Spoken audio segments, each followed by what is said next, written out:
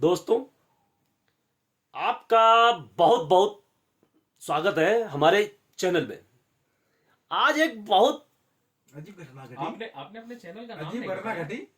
अरे अब ये पीछे कुछ बताने देता तो बताएं। बहुत अजीब ये घटना देखिए, घटी। दो लोग होते हैं, दो टाइप के लोग होते हैं। कहीं कथा हो रही है तो वहां तीन टाइप के लोग होते हैं। एक श्रोता होते हैं जो कोई कथा हो रही है उसको कायदे सुनते हैं ऐसे ऐसे कान करके। दूसरे होते हैं श्रोता सरौता, जिसे जानते हैं, डली काटने वाले। कुछ भी कहें पंडित जी, सरौ कथा में कुछ भी वाक्य कहें बल का वह प्रयोग होता सरौता है रखे, श्रोता में। चप्पल काटिए पंडित जी, फिर उम्मा कब हो। ठीक, वो हो गए सरौता। तीसरे टाइप के लोग कौन होते हैं? सोता। पंडित जी कुछ भी कहा कथा में वह सोए रहे हैं, वह केवल ही बैठ के बैठे हैं लालच में कि जैसे कथा खत्म है प्रसाद लाओ हम खाई चली। तो सबसे किनारे वाले कौन है? सोता अब बीच में सरौता, दलित बाकी में- आप समझ सकते तो हैं। पंडित चलिए जी आइए आप यहाँ शुरू करते हैं। जो तो पंडित टॉपिक जी बताया नहीं जो आखिर टॉपिक पे आ रहे टॉपिक पे आइए। तो पंडित जी बताया आज नहीं, एक क्या हुआ? बहुत नई घटना घटी है, सबको बिल्कुल पूरी इंडिया को हिला के रख दिया, झकझोर के ऐसे ऐसे हिला के रख दिया। कैसे हिला के रख दिया आपको दिखा एग्जाम्पल। क्यों हिला के रख दिया?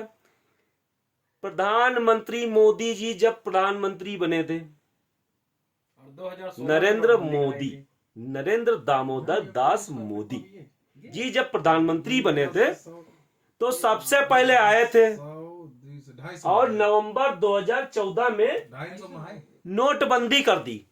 2016 में 2016, सॉरी डेट कंफ्यूजन होगा यार।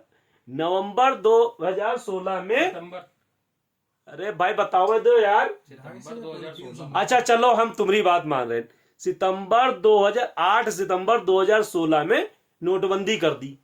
रात में जो छोटे थे बड़े थे मोटे थे पतले थे सबको लाइन में खड़ा कर दिया। लिए आधार कार्ड, अब 500 का नोट 1000 का नोट, भैया हमारा बदल दो, चेंज कर दो, नहीं चल रहा है। उसके विकल्प पे फिर पेटीएम आया। उसके विकल्प, अच्छा ठीक है, उसमें बात परेशान हो गई। तो मोदी जी ने कहा नहीं आप परेशान ना होइए, हम इसको मोनेटाइजेशन में ला रहे हैं और डिजिटल इंडिया बनाएंगे। उस डिजिटल इंडिया को बनाने के लिए सबसे पहले शुरुआत की कैशलेस की, कि आपको पैसा रखने की जरूरत नहीं है, फोन में वॉलेट करिए, फोन के एप्लीकेशन, बैंक के एप्लीकेशंस हैं और अदर एप्लीकेशन प्लेटफॉर्म्स हैं जो आए हैं, रन हो रहे हैं। अब उन प्लेटफॉर्म्स के माध्यम से आप अपने कैश को एक जगह से दूसरी जगह ट्रांसफर कर सकते हैं।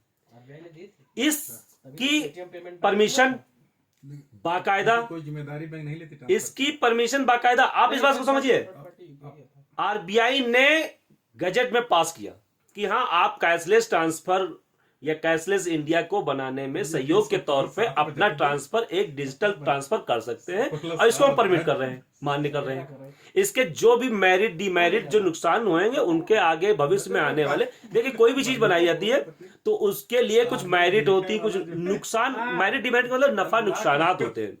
उन नफा नुकसानात से बचने के लिए इन्होंने उसके गाइडलाइन बना दी है। गाइडलाइन बना के उसको आरबीआई के अंडर में कर दिया, रिजर्व बैंक ऑफ इंडिया के अंडर में कर दिया कि आप इसकी देखरेख करेंगे। ठीक, अब क्या हुआ, आज की डेट में जब 1 फरवरी को वित्त मंत्री निर्मला सीतारमैया जी ने अपना बजट सदन में पेश किया तो उसमें पेटीएम को बायकॉट कर दिया गया। पेटीएम को बायकॉट कर दिया गया और ये कह पेटीएम को बायकॉट करने के बाद में अब देखिए क्या होगा बायकॉट करने का, इसका फर्क कितना पड़ेगा। एकदम जो 1800 का शेयर था पेटीएम का वो धड़ाम से गिर गया। एक तो इधर पेटीएम बंद हुआ, ये लॉस, जिन लोगों के पैसे पेटीएम में पड़े हैं उनको लास्ट डेट दे दी गई है कि 29 फरवरी तक आप अपना पेमेंट ने निकाल लीजिए। 29 फरवरी तक नहीं निकालते हैं तो 1 मार्च से आपका पेटीएम में जो भी पैसा वॉलेट में है या पेटीएम बैंक में है सब कैंसिल, उसकी लायबिलिटी आरबीआई की नहीं रहेगी। पहली चीज। दूसरी चीज, 100 million KYC approved users are Paytm के हैं। 9 मिलियन का मतलब हो गया 90 लाख। 9 मिलियन का 90 लाख यूजर्स परमानेंट यूजर्स हैं पेटीएम के। और सबके अकाउंट चल रहे हैं। अब इतनी भारी मात्रा में या इतना बड़ी जनसंख्या को एक बजट ने 1 सेकंड में हिला के रख दिया, 1 सेकंड में हिला के रख दिया, आप समझ लीजिए। अब इसके बाद क्या होगा? आज जैसे कह दिया गया कि पेटीएम ने अनियमितता बरती, इस अनियमितता बरतने के तौर पे आपको हम ब्लैक लिस्टेड कर रहे हैं, आप हमारे इंडिया में रोजगार नहीं कर सकते, क्योंकि आप में उसमें एलिगेशंस लगाए गए हैं कि आप में फंडिंग चाइना से होती है। ठीक, वो अलग इशू है, चाइना से फंडिंग होती है, आपने बंद कर दिया, ठीक है। लेकिन जो यूजर्स हैं, आप लोगों को फैसिलिटी क्या प्रोवाइड कराई?